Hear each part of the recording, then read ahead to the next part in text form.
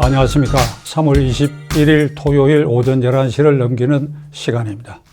지금 제가 앉아서 이 방송하고 있는 이 스튜디오는 중앙법원 중앙검찰청 정면의 두 번째 골목에 위치하고 있기 때문에 이 자리에 오면서도 그 앞을 통과할 수밖에 없었습니다.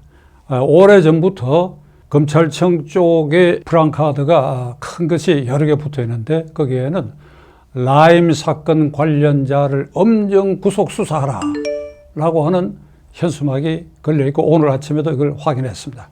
라임 사건은 많은 사람들로부터 투자 자금을 모아가지고 이를 운용해서 수익을 내서 돌려준다. 이를테면 투자 회사입니다. 일종의 펀드 회사와 다름없는데 약 1조 6천억 원을 모았는데 이게 지금 파탄이 나버렸습니다. 파탄이 나서 거기에 투자한 사람들에게 돈을 대부분 되돌려주지 못하는 상황이 생기니까 이 피해자들이 지금 말씀드린 그런 현수막도 걸고 고발도 하고 이러한 소용돌이에 빠져 있습니다.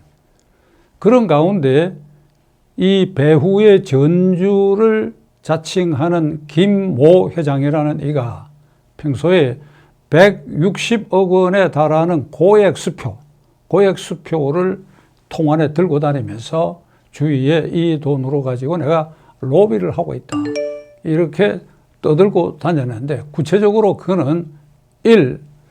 금강원 출신의 청와대 행정관이었던 김모, 최근에 말썽스러우니까 사표를 냈습니다. 그 김모 전 행정관과 동향이며 동갑이고 절친한 친구다.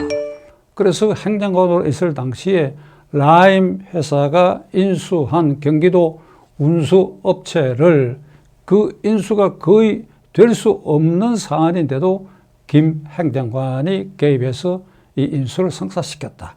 따라서 이 김모 회장과 김 행정관은 유착 관계에 있다. 그리고 두 번째로는 친노 실세액이 20억 원을 전달했다.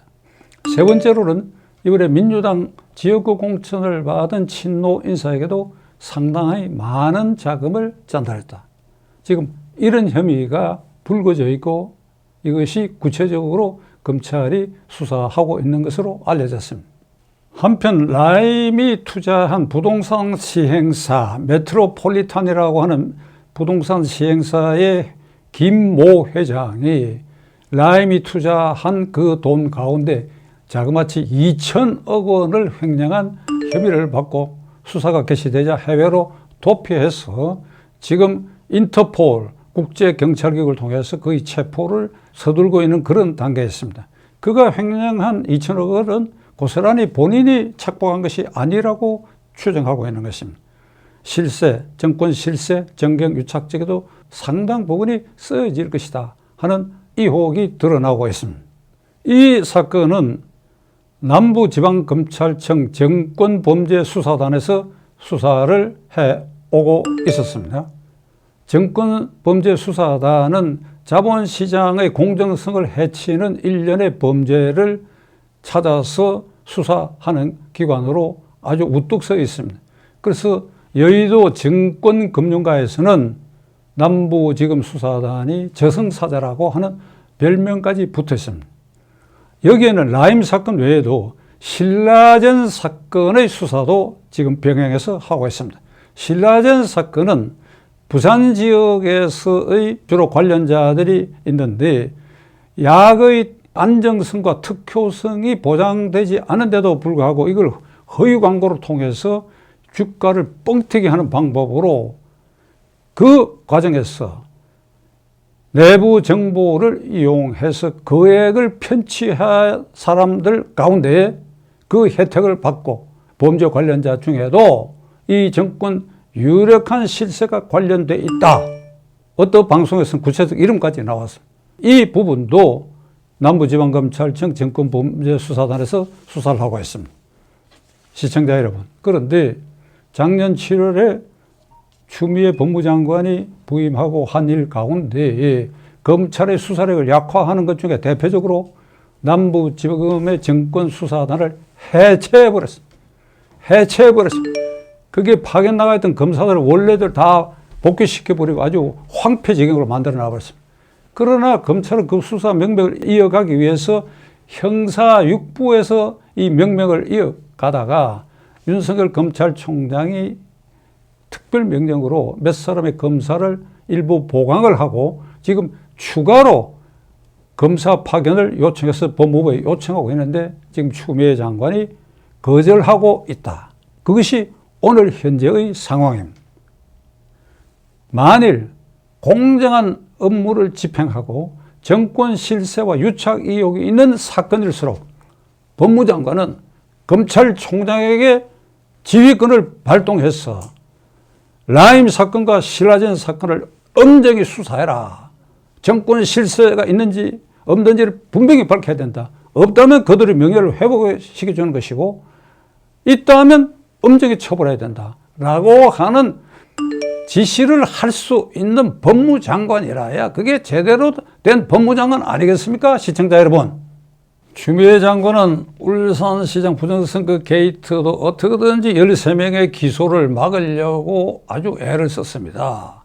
이 법무장관이 검찰의 부정부패 사건, 공직선거를 위배하는 이런 국가적 범죄 행위에 대해서 엄정 수사를 명하지는 않을 망정 이것을 방해하는 태도를 취한다고 하는 것은 이 이후에 추미애 장관 개인에게도 천추의 한을 남기는 불행한 일이 될 수도 있습니다. 시청자 여러분, 영국의 역사가고 정치가였던 액턴 경이 이런 말을 했습니다. 잘 알려진 소건이 되어버렸는데 절대 권력은 절대로 부패한다. 절대 권력, 통제받지 않는 절대 권력, 제왕적 권력, 그 권력 휘하에서는 절대로 부패할 수밖에 없다. 이런 말인데 저는 자유민주공화정 아래 국민이 뽑은 대통령 권력 아래서도 권력이 있는 곳에는 반드시 부패한다. 모든 권력은 부패한다. 공적 권력, 사적 권력, 회사 권력도 부패한다. 그러니까 문재인 대통령 임기가 개시될 무렵에 그는 특별감찰관 법에 따른 특별감찰관을 임명했어야 합니다. 2014년 박근혜 대통령 때 특별감찰관 법을 통과시켜가지고 이석수 감찰관을 임명했는데 이제 탄핵 국면 들어가기 직전에 우병우 민정수석과 충돌이 있어서 그 사표를 내고 말았습니다. 그리고 탄핵 바람이 불고 박근혜 대통령 물러나게 되었고 그래야 2017년 5월 10일 새로운 문재인 대통령이 취임을 했다면 그 법에 따라서 30일 이상 공석을 두면 안 되도록 되어 있습니다. 즉각 임명했었는데 임명하지 않았습니다. 그 법에 따르면 대통령 주변의 친인척, 청와대 비서관 등에 대한 감찰 활동을 통해서 어떤 범죄 혐의나 드러나면 대통령에 보고를 하고 그것이 확실한 범죄로 인정되면 검찰에 수사 요청을 할 수 있는 그런 권한을 가진 특별감찰관을 문재인 대통령이 임명했어야 합니다. 임명하면 어찌 되느냐? 신라젠 사건 그리고 라임 사건에 청와대와 관련되고 대통령과 가까운 친문 실세가 개입되어 있다 하는 이런 흉흉한 괴담, 이런 의혹이 발생 안 했을 가능성이 있다. 저는 그렇게 생각합니다. 추미애 장관, 그대는 올곧은 법관 생활을 10년 하다가 정치에 몸을 담았고 그래야 정치권에서도 평소에 그의 소신을 굽히지 않는 것으로 잘 알려진 분입니다. 이렇게 명백하게 라임, 신라젠, 권력 실세와 연관해 있는 이 사건을 이제 월요일 날 검찰에 요구하는 파견 검사 정원을 허락하시고 이 수사가 엄정히 진행될 수 있도록 조치를 취하는 것이 이 후일 추 장관, 법무장관으로서 추미애에 대한 평가가 달라질 수도 있을 것입니다.